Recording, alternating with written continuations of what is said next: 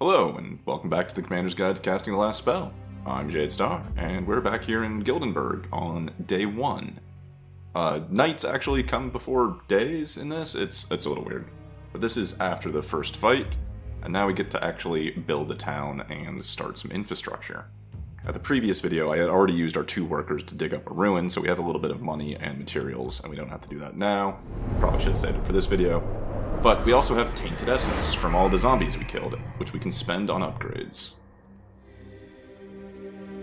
And generally speaking, as you get enough upgrades and unlocks, the 2 beings in the Oraculcum will give you conversation or exposition, a little insight into what's going on. And, well, sounds like we really screwed things up.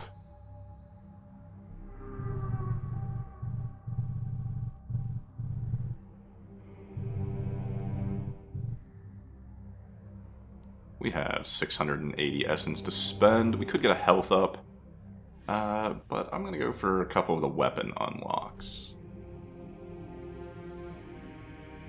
The DLC weapons all here have little red warnings. That's mostly just because they have, like, some sort of unique mechanic that only that weapon has. So it's, like, advanced rules. Once you're familiar with the game, it's no big deal, but it is kind of warning you that maybe it's not a starter thing.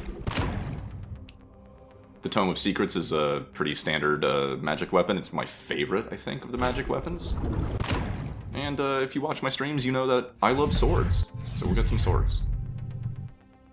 Over here, the light being doesn't have anything new for us, but we can start to see some of the unlocks that we've made progress towards just by doing things. There's a lot to do during the day phase sometimes, and I usually just work myself down the list. Getting rid of these ruins is usually one of the first priorities for any haven. Digging them up will get you gold and materials and will clear space to build the things that you want, or just get them out of the way. I owe the thread an apology. I recorded this early in the morning before I was fully awake and caffeinated. I did not rename the 3 heroes. My fault. They will be renamed next video, and the people whose names get selected, for my oversight, you will absolutely not be compensated. I'm sorry. The early level ups. Not anything I like here, we'll reroll it. Opportunism is a really strong stat. I like getting it. I like getting the rare version of it for even more value per pick. Generally, the level ups can come in like common, rare, super rare. I think legendary as well. So, you know, like regular green, blue, and red. And you just get more value on the numeric value of the stat for the increased rarity. Fatality is okay. It's one of the level 1 perks I will pick, but I would rather have Cheer, probably. Given this person is a melee fighter, I'm probably going to take Fatality. It can just sometimes save you AP. If the tooltip went by a little bit too quick, it is a AP-free finishing move if a clawer is under a certain threshold of health. So, say you walk up to a zombie, you bash them, but they're at 1 HP. It's irritating that you might have to spend an entire another AP to kill them, but Fatality is AP free and you just doink them and they die. It is melee range though, you have to be adjacent to them, that's kind of its limiting factor. Early experience gain is always a good pick. Just leveling your heroes up more has the obvious benefits of more levels, more stats, more perks, and it has some other related benefits. We don't have it right now, but when you are able to recruit more heroes, the hero level available in the tavern to recruit is based off of the levels of your heroes that are active, so leveling up your active heroes makes your recruitment pool higher as well, so it pays off. Oh, also, I saw this. She was wearing greaves that had negative accuracy on her. That is not great for an archer. We need our accuracy, so I just swapped those with Jacob. straight damage up is always a pretty decent level up. But damage 5 or 8% is really kind of like the baseline level up, and I'm usually looking for something better than that. Obviously there's nothing better there, I'll just take it. Isolation is usually a good stat. It is not always applicable, but it is a nice damage boost. And sometimes you can build for isolation and do just very silly amounts of damage. Some weapons have isolation damage bonuses built into the weapon that will multiply your actual character stats of isolation bonus.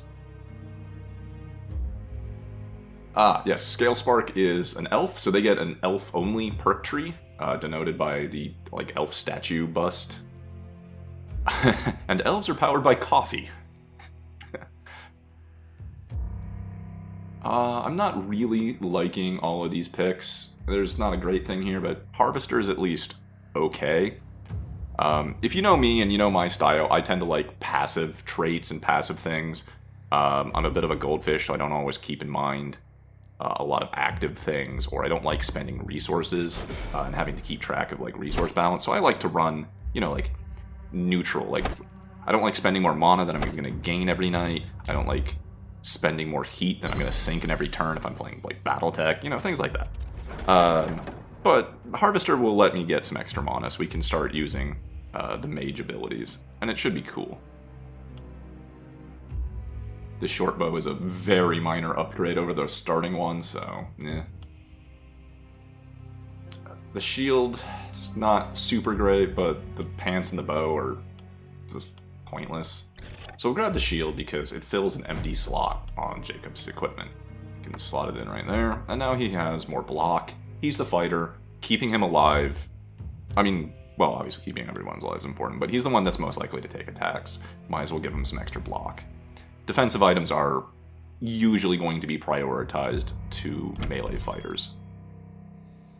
And every day during the production phase, we can visit the inn and look for gear. We can spend money on stuff. Could have bought a shield. There's a couple of trinkets. I generally don't like things that offer negative traits, like that cloak had some good stats, but it had -5 crit chance. And I like crit chance, because every once in a while, crit chance can turn an attack that wouldn't kill like a regular clawer into a one-shot kill, and it saves you AP, and saving AP is great.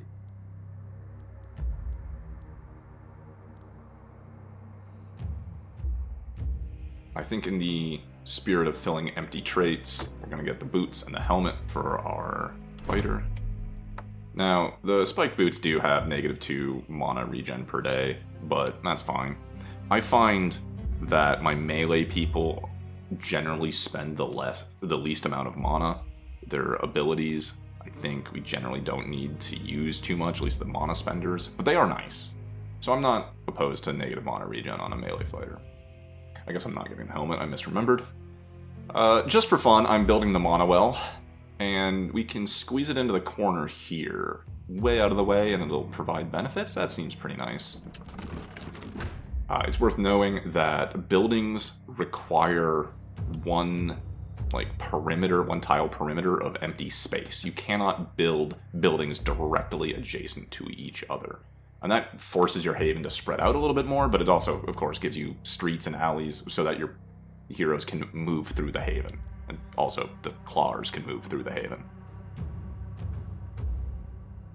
So here's what the mana well does. Every production phase, it, for a free action, can give a small amount of mana to one person. If you use a worker or two, it can give a small amount of mana to everybody. And if you use a couple of workers, it can permanently increase the maximum MP or mana of one hero. If you are doing mana-focused things, mana wells are great, and you can have, I think, 2 of them. So if you don't suffer from giant robotic crab syndrome like I am, you can make heroes that spend a lot of mana and then replenish it at the production phase using mana wells. But I suffer from giant robotic crab syndrome, so I don't do that. I was pointing out those corpses that appeared where we killed a bunch of the clawers last night. Where clawers die in mass, you will get corpse piles. They can be used as temporary barricades. They're obstacles that have a little bit of HP. They can also be dug up with workers for... excuse me. They can be dug up with workers for resources. Every corpse pile offers a little bit of tainted essence, and then the small ones can be dug up for either gold or materials. And as they get larger, the larger ones can be dug up for both materials at the same time, or items. It's just showing that we can build barricades. The walls have to be built within the haven, but the little barricade things can be built anywhere on the map. So you can throw those little wooden tank trap looking things anywhere on the map you want to. I thought it was pretty self-explanatory, but somebody in the Discord asked about the flags. The flags are just the very obvious, this is where the zombies are coming from. But importantly, the skulls on each flag indicates the relative density of how many zombies are going to come. The arrow, though, the arrow isn't a guarantee. Where it is, without a later ability, only tells you which side of the map. These guys could have come in, farther top left of the screen at the corner of the map. They could have come in farther down right from the corner of the map. At the moment, all we know is which general facing the zombies are going to come from. Oh, and I hadn't used it, so here's the shortbow's mana-spending abilities. They are really, really strong. Tight Volley and Rain of Arrows. I think Tight Volley is the 2x3, which is really great for a pack of enemies that are really shoulder to shoulder, but it does slightly less damage. Rain of Arrows does that kind of weird checkerboard pattern, so it's usually a little bit harder to get full value out of it, but it hits people, and it hurts. As you can see, it killed 6 things, I think, in one attack. The other upside to it, though, is that if you have a solid rectangle, say, of claws, and you Rain of Arrows and kill them in the weird checkerboard pattern, it leaves claws isolated, or it kills things so that, they don't have neighbors. And that can be good for maneuvering, or it can be good for weapons or skills that require isolation. I will get into it in more detail, especially when we discuss things like the dagger. But isolation in this game, and the isolation stat also uses it, means there is no a claw is isolated when there is no other claw adjacent to it. But adjacent means orthogonally. Diagonal does not count for adjacency. So these 3 guys in the middle, they're all isolated. Even though they're touching each other diagonally, they count as isolated. So our damage bonus for isolation would apply to them. The skills or anything for that would apply. And that can be very important sometimes. The map on the right-hand side of the screen was going by real fast, but our elf mage, with that 10% isolation damage, was getting bonus damage to those kills when they were isolated. I think we'll see it again here. Oops.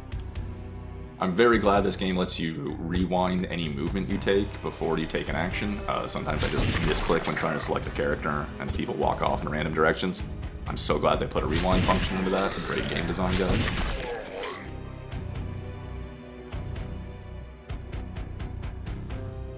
So this is a little thick.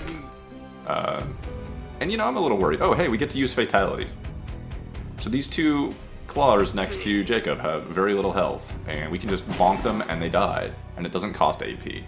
That's the value of Fatality.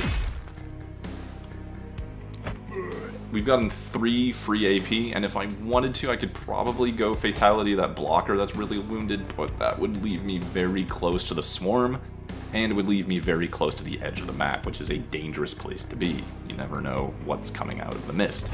They can and will attack you on the turn that they emerge from the mist if they have reach.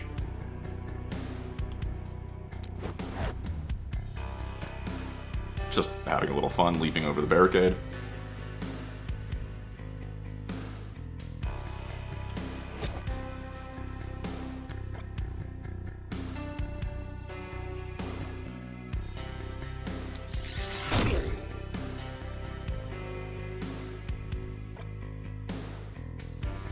I think this is, right. Just in case you are out of uses per turn on a weapon, or have only ranged weapons that have like a minimum range, you can just punch. It doesn't usually do much, and there is a perk to make it more dangerous, but generally punching is kind of either a last resort or the situation is under control. God, there's so many things to discuss, but as I mentioned, weapons have a limited number of uses per turn. For example, the short bow can only fire the straight shot 4 times a turn. It can only fire the power shot like that twice a turn, then you can see it graze out at the bottom.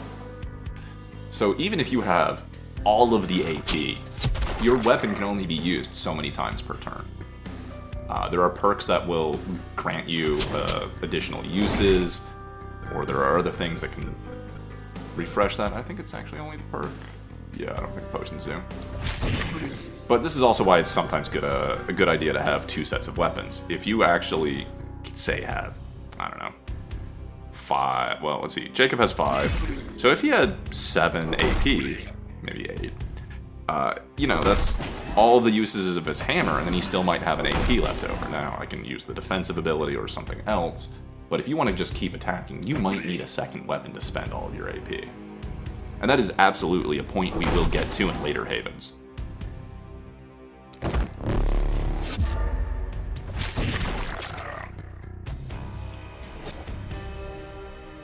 Because Jacob has that trait that has him have negative armor, I almost always need to spend 1 AP using his armor's ability to make sure he has enough armor to soak a hit.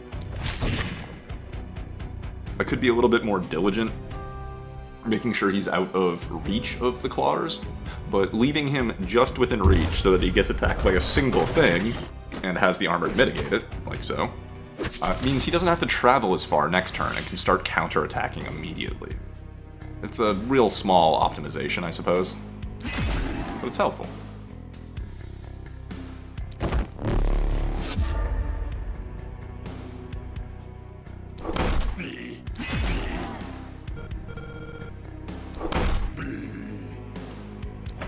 I find that melee can probably get the most kills per turn, but it's also kind of the riskiest. You need a good movement stat to be able to just get in there and continue killing. And then you either need to kill everything in your vicinity, or have the movement points to get back out to safety. Or you need some sort of ridiculous tank build where you can actually withstand getting surrounded by clawers. Which is possible, but I do it very rarely.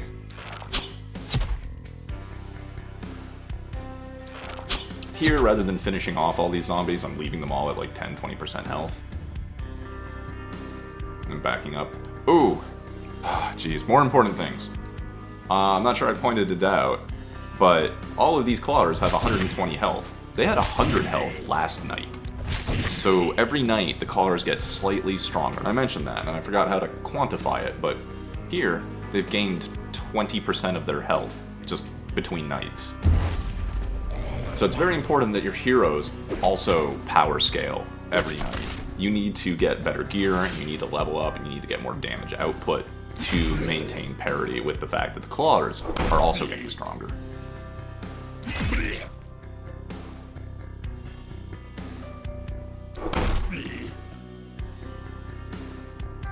I could go for another attack, but there's like 10 of them there.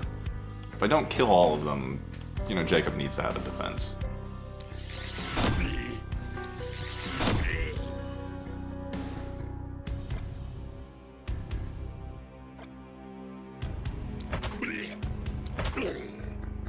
I am also just having fun punching them because I'm pretty sure this situation is safe and I'm fine. And I think there is a unlock in the... I think it's in the light side of the Oraculcum for punching 10 or 15 enemies to death. Essentially, if you see me doing something that seems a little suboptimal or silly, it's probably because I'm doing something for progress in the Oraculcum.